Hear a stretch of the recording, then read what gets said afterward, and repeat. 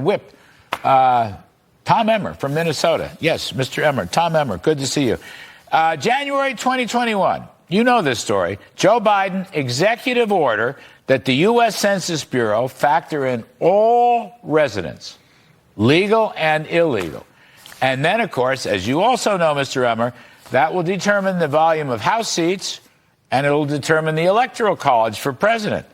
I would suggest you want to stop this, but I haven't heard much about it before today's news story.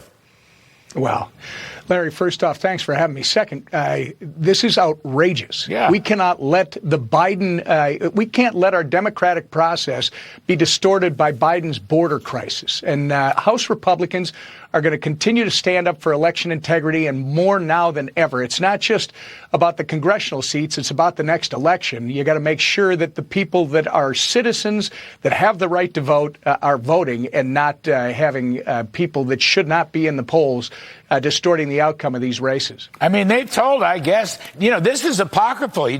This executive order, the beginning of his whole term, January 21. So this was open borders. This was apocryphal.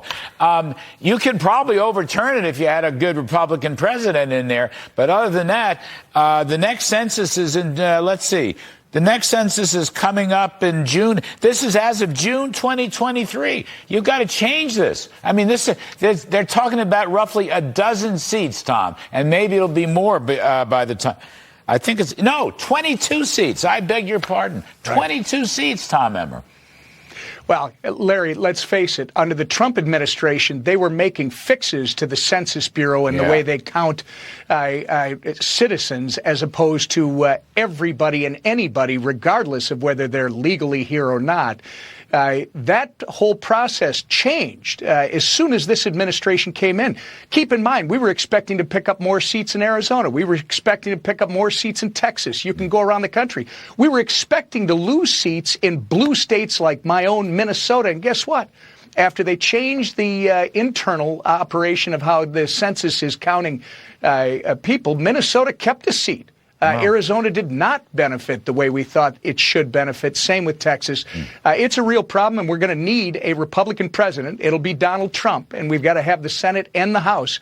There's some serious things that have to be done in this country to put us back on track. Thank you, Tom Emmer. We appreciate it.